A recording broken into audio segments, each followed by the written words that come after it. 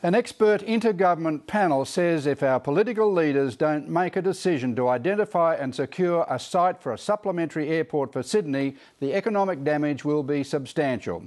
Their report is objective and unequivocal. KSA, Kingsford Smith Airport, with its legislated curfew and movement cap at 80 planes per hour, is nearing capacity. Already in peak times and bad weather, passengers suffer unacceptable delays.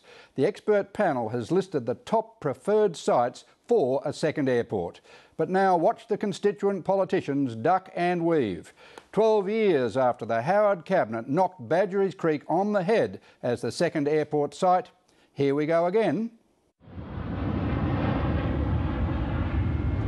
Their signatures are affixed to their $8 million, 3,200-page joint study on aviation capacity in the Sydney region. Mike Murdoch, Secretary, Australian Department of Infrastructure and Transport, Co-Chair. Sam Haddad, Director-General, New South Wales Department of Transport, Co-Chair. Les Wallinga, Director-General, Transport Department, New South Wales. Warwick Smith, former MHR, now State and ACT Chairman of ANZ Bank.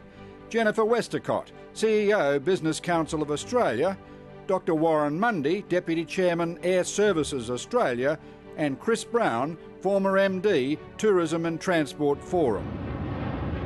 This expert panel has found that with population growth by the year 2035, Kingsford Smith Airport would need to be able to cope with more than 76 million passenger movements and 460,000 aircraft movements. Even with more terminals and gates, bigger planes and other capacity improvements, KSA will reach its limit with commercially unviable and unacceptable delays sooner rather than later. No politician will change the current KSA noise sharing or curfew laws. So, what's the expert panel's site preference for a second domestic and international airport servicing Greater Sydney? You may groan, but... The Badgery Creek site, which was acquired by the Commonwealth between 1986 and 1991 for a future airport, remains the best site for an additional major regular public transport airport. The Commonwealth already owns the Badgery Creek land. It's close to growing markets in Western Sydney with existing road and rail transport links. The decision is one for governments, but a decision is required now to confirm whether or not an airport will be built at Badgery Creek. When we interviewed Federal Transport Minister Anthony Albanese, the $8 million report he commissioned to establish site priority was rejected immediately. Badgery Creek, how about it? Well, the government's position has been that we'll give consideration to Wilton. The report identifies... You reject Badgery Creek right at the outset, do you? Well, we went to the election saying that we would reject Badgery Creek. Premier Barry O'Farrell ducked for cover, proposing the Canberra airport with a very fast train link. It shouldn't be built in Sydney, and that if we're sensible, if we want to be modern, let's build that fast train link to the federal capital, and let's use Canberra Airport for whatever additional capacity is required for this city. The expert panel noted that even if a very fast train was built, the need for a second airport close to Sydney remained compelling. It is difficult to see how it is that the Premier of a state could dismiss such an important infrastructure project for the capital city of that state. Well, where does this go? Well, it needs to be progressed, which is why we're prepared to progress the issue of Wilton. This is the exact language used by the experts in listing their site preferences. If Badgery Creek is ruled out, Wilton is the next best site, and processes should be put in train to secure the site and undertake the full environmental assessment. The Wilton site covers uninhabited land to the northwest of Cataract Dam, near the small township of Wilton, which is south of Campbelltown. The proposed site is 264 metres above sea level, so fog shouldn't be a problem.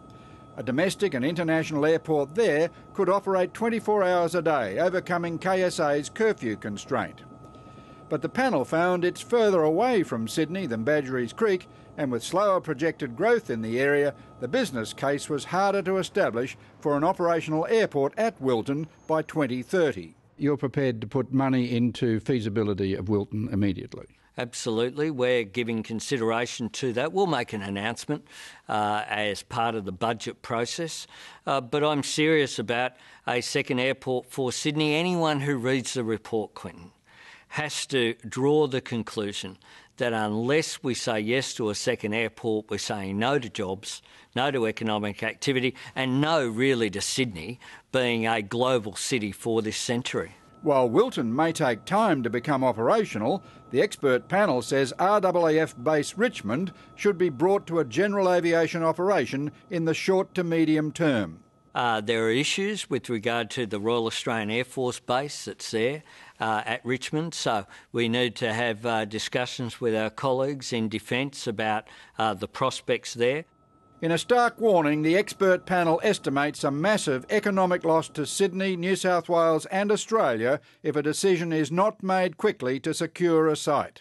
The New South Wales economy would be especially heavily affected, with losses across all industries totalling $30.6 billion in foregone expenditure and $17.5 billion in foregone gross state product.